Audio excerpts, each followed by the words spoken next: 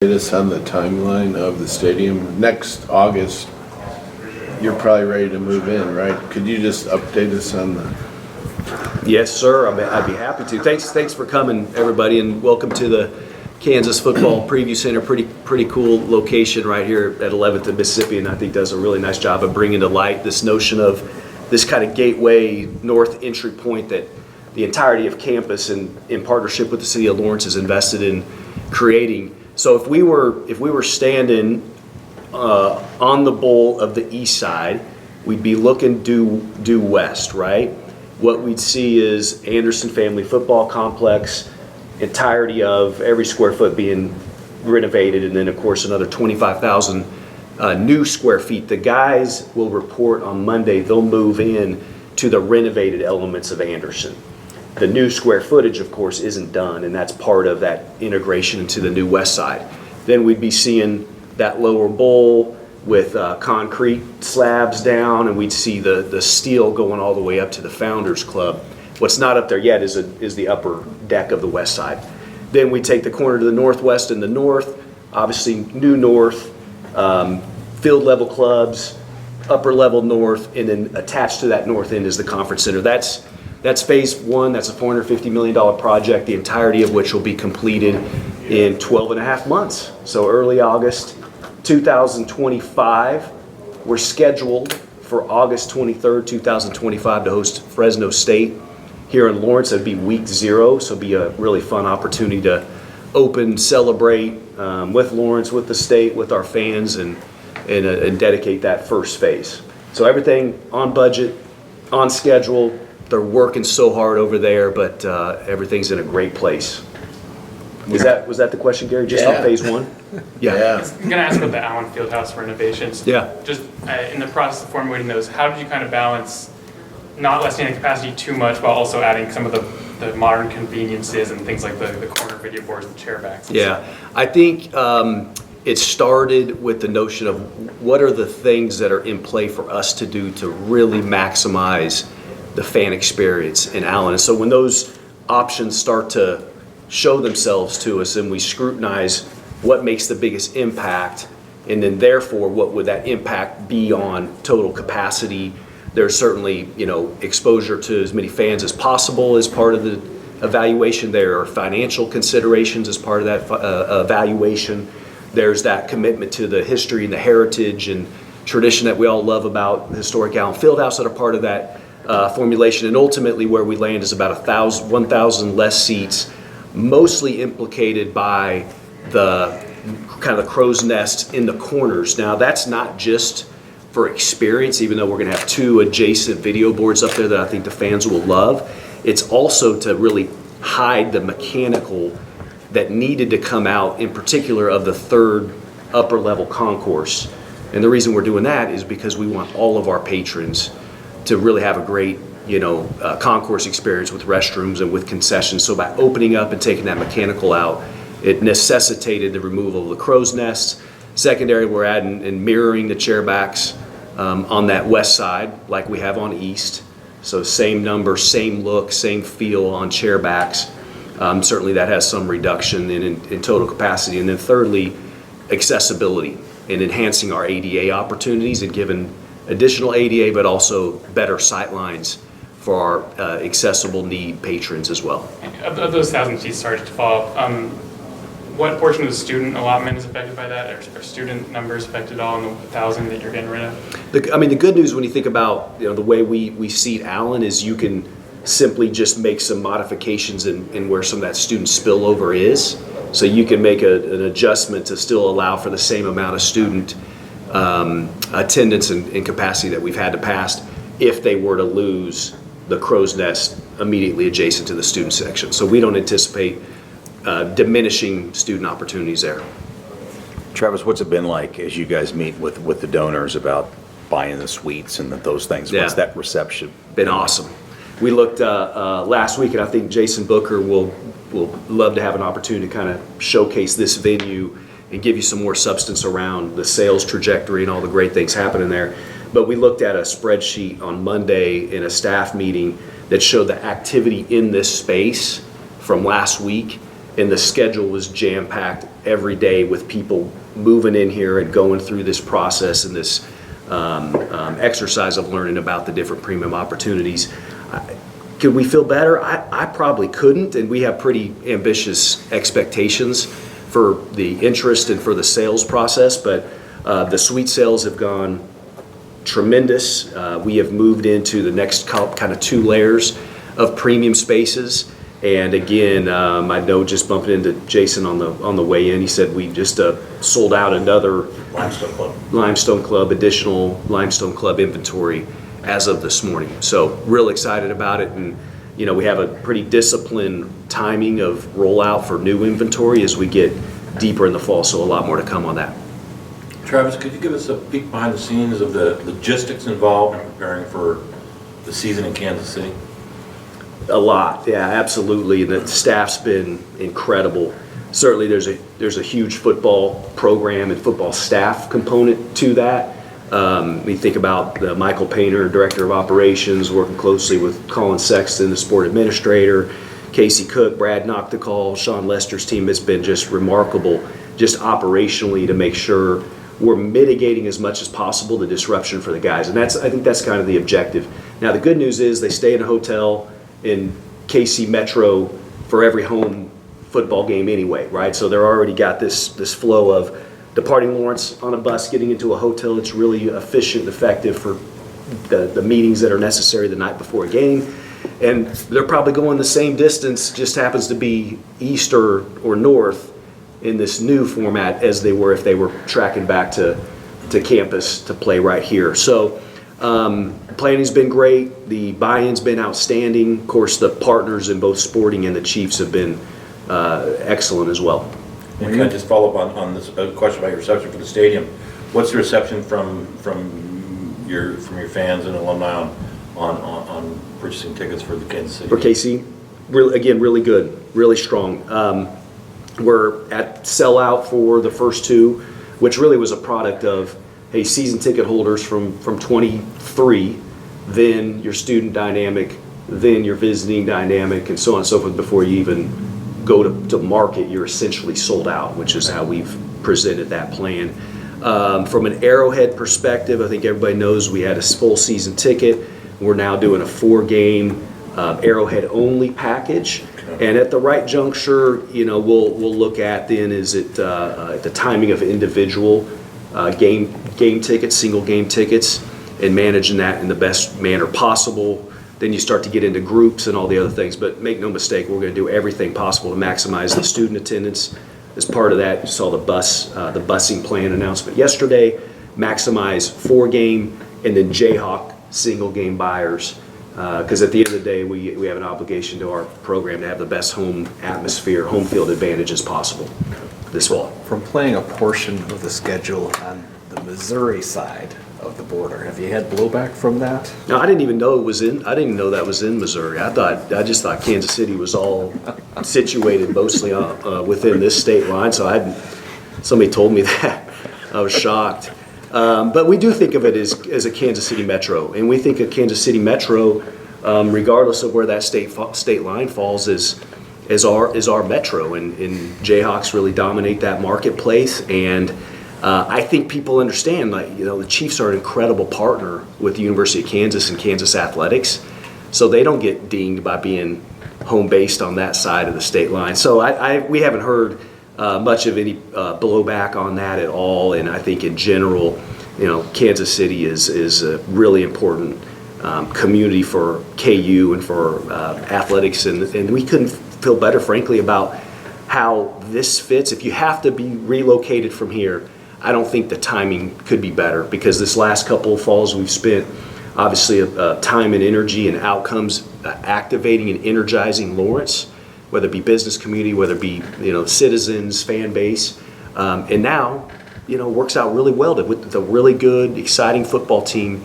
that are going to spend the fall in Kansas City, and we really want to activate and in a lot of ways awaken our Kansas City Jayhawks and fan base. You mentioned the Lawrence businesses. How much, or how would you summarize the tone of the public meetings that you've had with neighborhood groups Yeah. and businesses about not having home games in Lawrence this year? They've been incredible. They've been so gracious. They've been so understanding. They've been so supportive.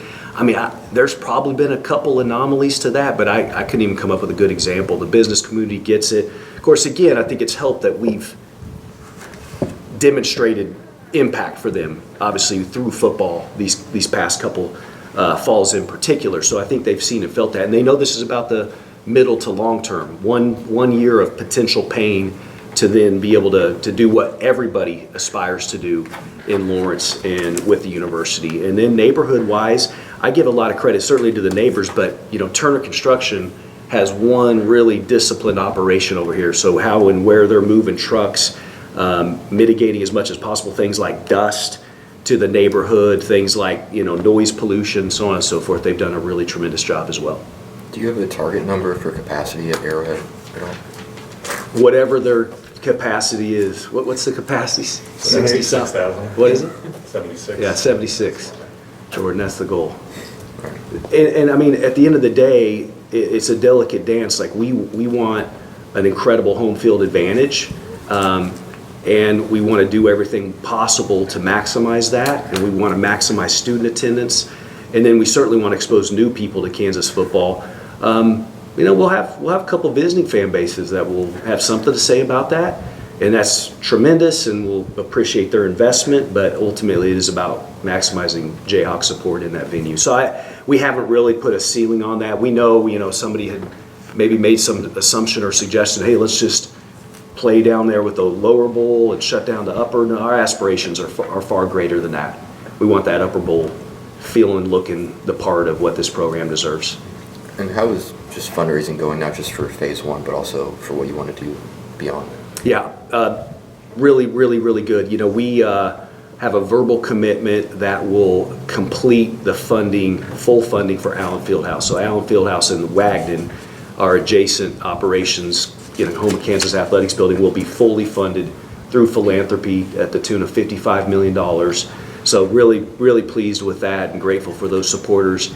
And then as it relates to this and Gateway in phase one, when you look at the components to get to 450, 250 million of that is a fundraising goal. And as it stands today, we're on the cusp of jumping over the 200 million mark, and with some really important active conversations that we're hopeful can be catalysts to then moving us with momentum into planning for phase two.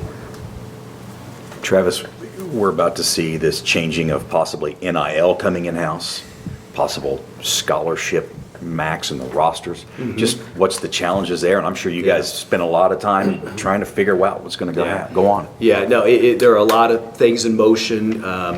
Yesterday, some information came out about the roster caps. You saw probably where football, this has not all been adopted. This has to go into the settlement for the House case, and then has to be formally adopted by the judge. So to be determined, but at this juncture, they've got football slotted in at 105, and then you can go on down 15 women's basketball, 15 men's basketball. Baseball, I think, was landing at 34, if I'm not mistaken. So anyway, there's a lot of elements to that. What that's saying is that's the cap. That's now the new ceiling on where you can go with your rosters. That's also saying you can conceptually do full scholarships for that number on each of those programs. I don't know how many will really seriously consider, just because we're all measuring this notion of, if we have $1, where are we trying to allocate? And rev share, if House is adopted, is that new world that in 13 months we would have the ability to directly share revenues with our student athletes. That's where you're reading and thinking probably a little bit about Title IX implications. What's that look like? That's certainly to be determined. And I think institutions are just going to make some of their own decisions around that without complete clarity. So I think that's one of the dynamics. But in short, we have a team, a really significant team at KU and some working groups that are working really hard to make sure that Kansas Athletics is out in front of that as much as possible and doing all the right diligence to get into decision points and execution and rollout. So, the question of does anybody have 22 million today? There may be a couple departments out there. I could guesstimate as to who they are, but I don't think there are more than a couple that just with great confidence launch right into that. And I think for the vast, vast majority, including, maybe plenty of programs in the Big Ten or the SEC, they're thinking about, well, how would maybe a phased rollout toward that max rev share potentially plays out. They're thinking about scholarships. So everybody's got, the funding and the budget element that's going to be a challenge. But we really see it as an opportunity, as a chance to, in some ways, not just tweak, but maybe even more than that, reinvent the way we've structured ourselves and operated in the past. And the belief and the hope is that KU can continue to invest in excellence for all of our student athletes and for all of our programs. And one of the objectives amongst many is to continue to fuel all of our programs' opportunity to compete for championships. And then we'll see how it plays out and if there's some scalability in that once we get to next fall. How do you see the role of or relationship with the Mass Street Collective changing if House is adopted? Great question, Henry, and I think, again, one of those TBD answers. I think there's a couple ways to think about it. You could look at this notion of it all comes in-house, and I think there's some truth in most of it maybe coming in-house, right, with direct rev share, but we also know that commercial NIL, as written into the House settlement, will continue to be an opportunity. That's the initial intent or concept around NIL that hasn't necessarily been how it's been executed about anywhere, frankly. And so now the notion is back to commercial NIL, and is a collective a path to maximizing those opportunities? Is it another format that outside of maybe Kansas Athletics or in partnership with Kansas Athletics that can help maximize commercial NIL? And I think we're exploring all of it. And I can see a scenario where there's still value in the collective, and there's certainly the notion that we're trying to drive a lot of that past NIL support in-house to the coffers of Kansas Athletics so we can directly share those revenues with student athletes. And you could see some kind of potential agency approach as well around creating commercial NIL opportunities. So all part of the formula we're working on as we speak. How important is Lance's team sort of realizing its potential to sort of having this athletic department in the financial place that you want it to be? I think about that just to myself. I mean, I don't know if it's really a discussion point within the department, but I think ultimately, however this fall or the immediate plays out, right? We love that great expectations.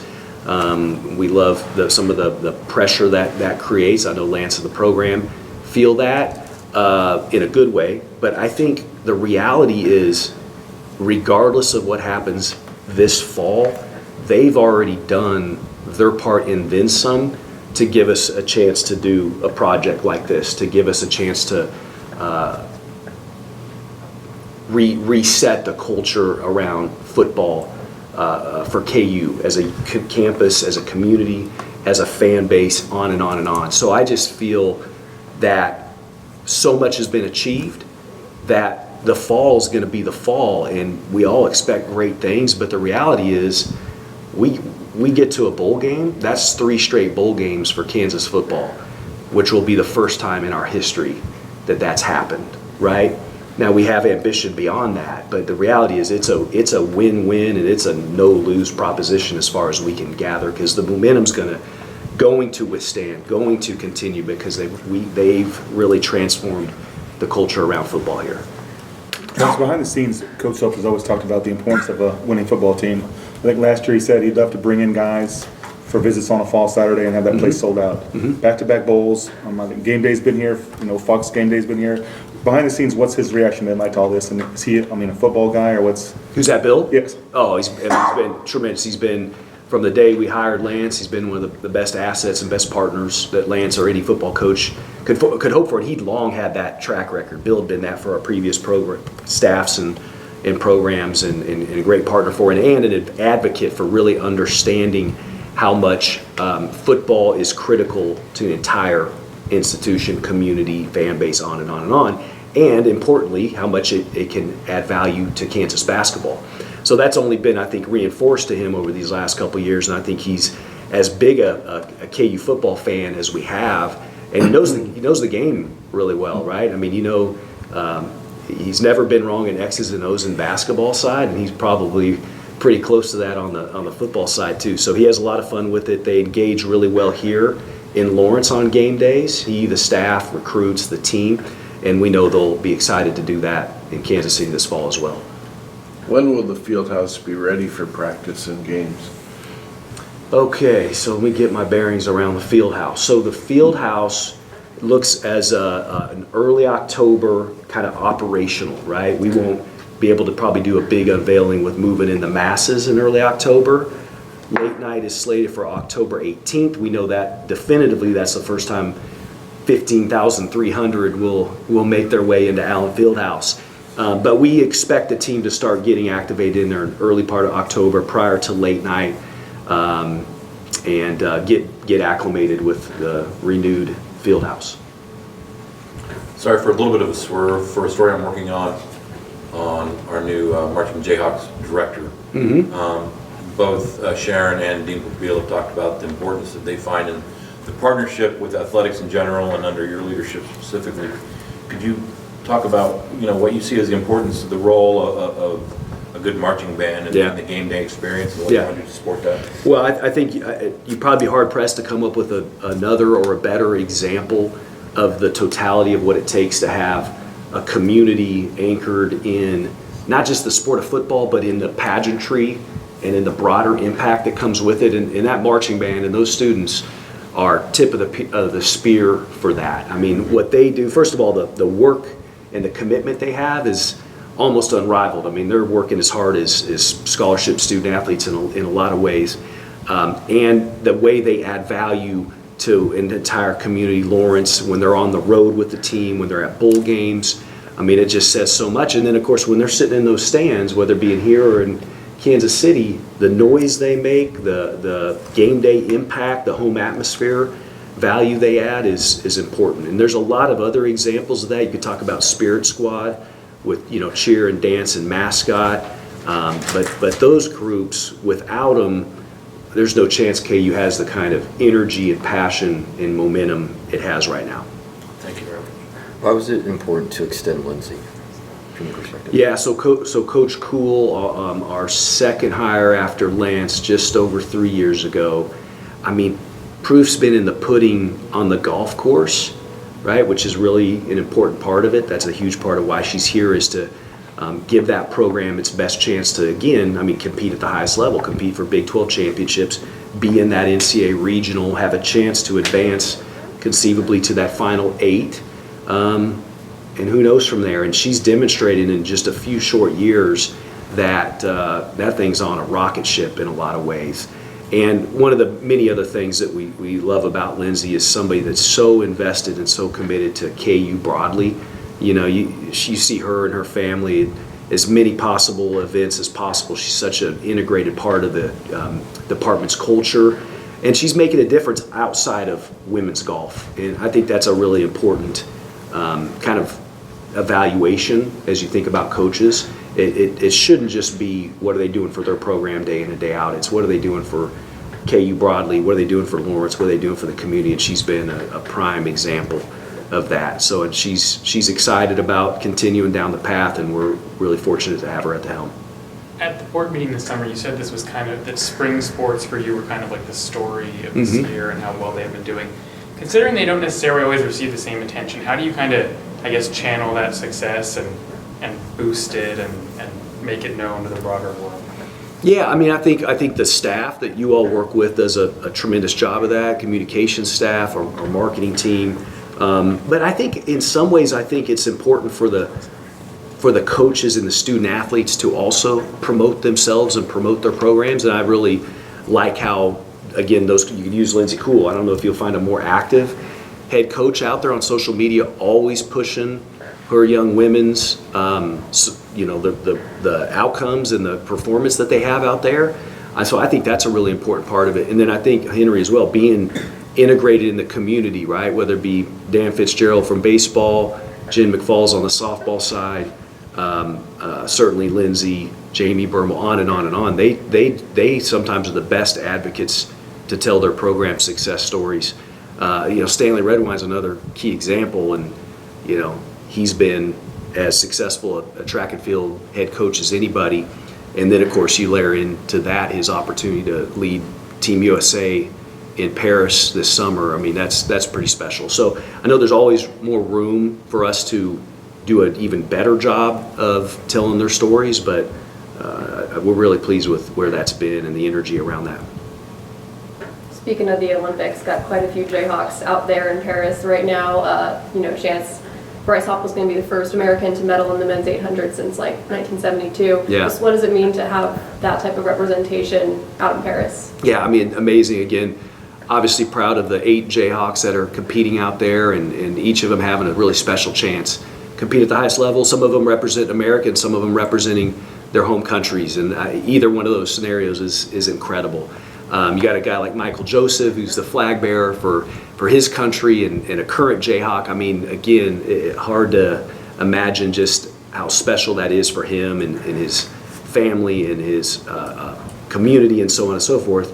And then uniquely, having Stanley at the helm is just remarkable. I mean, I think we all find ourselves in awe that the head coach of Kansas track and field is leading our country in arguably the top part of what the Olympics stands for in track and field.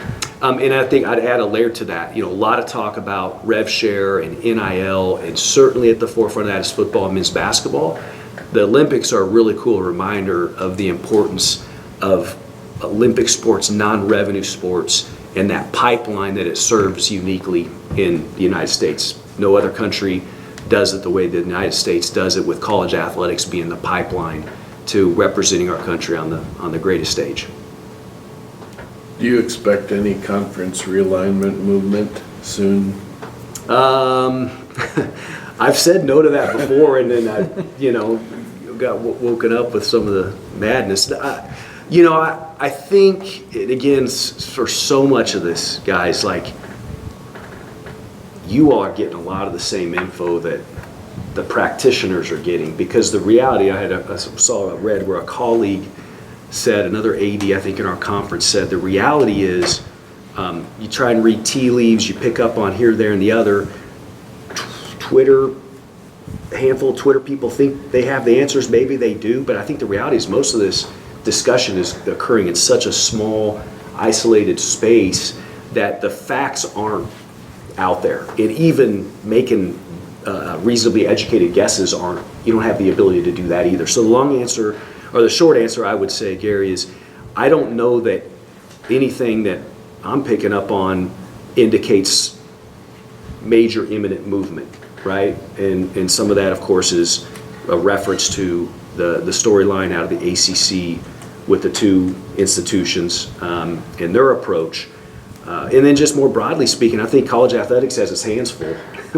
Whether it be leagues that are integrating, I mean, I think we have short memory that, hey, we just brought 4 in last year, and by the way, the 4 corner formerly Pac-12 programs haven't even started in the Big 12. So when you think about just what we're doing with integrating, just what the Big Ten's doing with integrating their new members, and this house settlement major changes, I don't know that most are looking for additional challenges to navigate, but you got to always be prepared, and just when you get comfortable is probably when it's most likely to hit. So we'll be interesting to see what happens.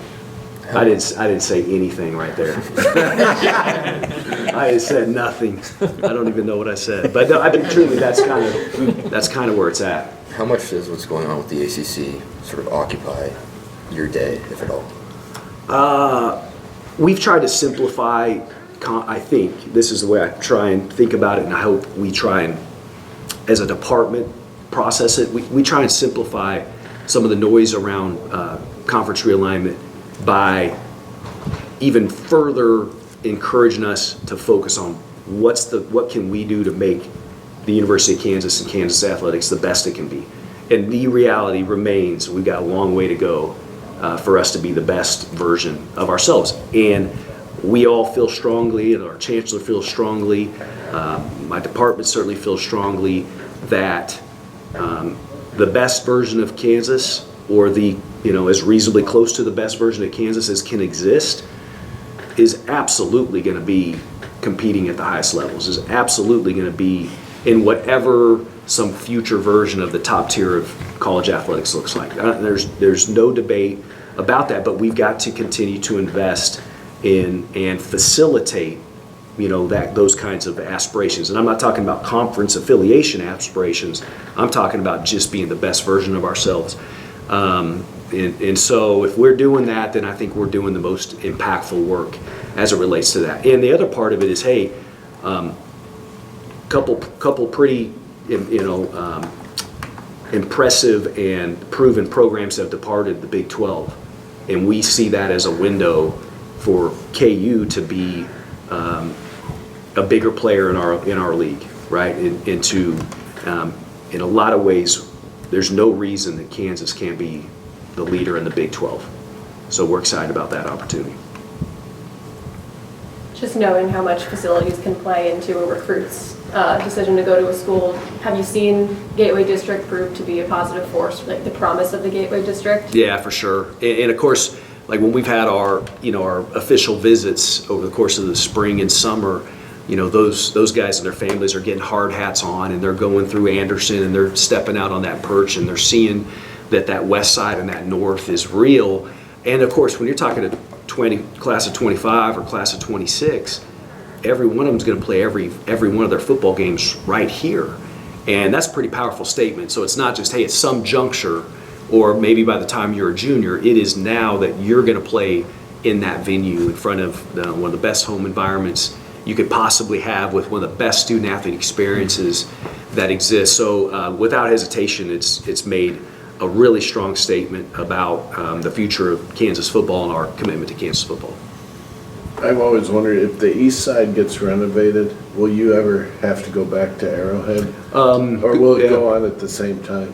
Well, I think the objective is to manage the completion of the stadium, right? So starting at that cutoff there of the northeast, east side, and doing some things in the south in a manner that doesn't require we have to relocate. That's the objective. You wouldn't be surprised to know that would be the objective.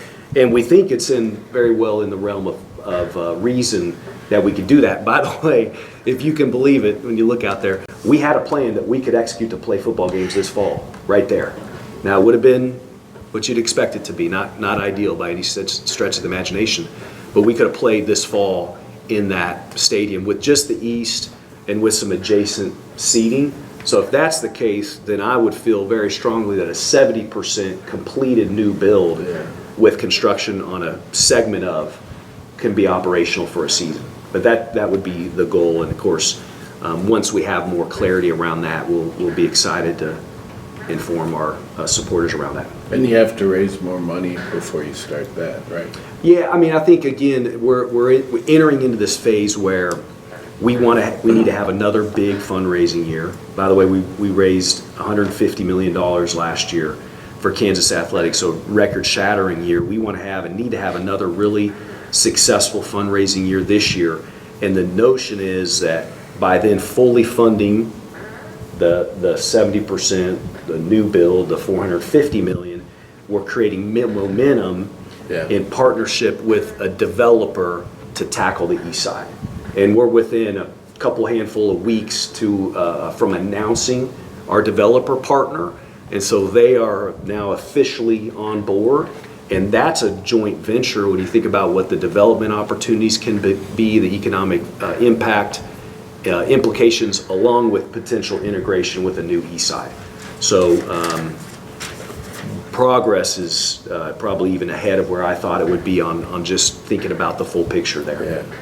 Would the construction for the east side have to happen like during an off season, or could that happen as a season is going on? I think we've seen anecdotally projects that have done the heavy lift in the off season, and then maybe they've gotten elements operational or kind of bare bones components operational of the new piece. So that's something maybe that could be conceivable, or You know, you could see a scenario where part of the new construction on phase 2 is up and running and part isn't, right? And so maybe there's some reduced capacity implications to continue to play through the phase 2 and the construction, but the details of that are, you know, still out in front of us.